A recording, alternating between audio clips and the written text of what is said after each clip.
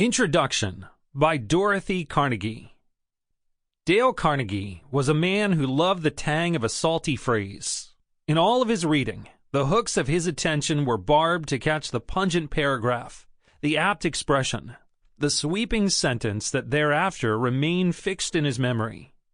His favorite quotations had a way of working themselves into the everyday earthiness of his speech, often in surprising contexts. If I tried to persuade him to stop weeding the garden long enough to tell me if we could accept a dinner invitation 2 weeks off, he was quite capable of calmly replying, "Oh, anything you like. Our main business is not to see what lies dimly at a distance, but to do what lies clearly at hand."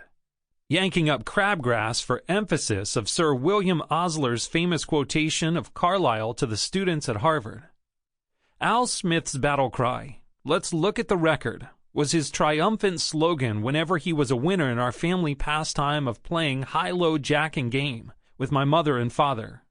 And once, I remember, between trains in Chicago, he admonished me in Lady Macbeth's words, "Stand not upon the order of your going, but go at once," when I mentioned that I thought I'd better take our little girl to the restroom.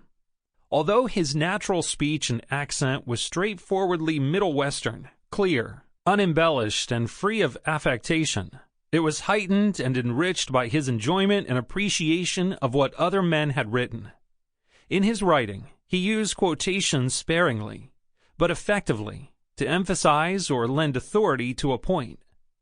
His collections of quotations and excerpts were roughly classified according to subject matter, and when sorted out, they grouped themselves naturally into these rough classifications. Taken together, these quotations form a philosophy that is a clear statement of the truths Dale Carnegie believed in, wrote about, and taught. The importance and joy of work, overcoming fear and defeat by courage and persistence, love and gentleness and courtesy between human beings, a strong, sustaining faith in God. This was his creed.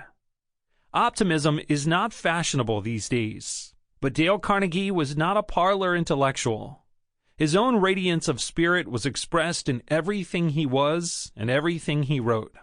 And the tremendous, overwhelming response to his work was proof enough to those of us who loved him that faith, love, and courage are part of the endless aspiration of the human spirit. This scrapbook contains Dale Carnegie's favorite quotations. Quotations from other men and women who believed in these same values. Chapter 1. Sample complete. Ready to continue?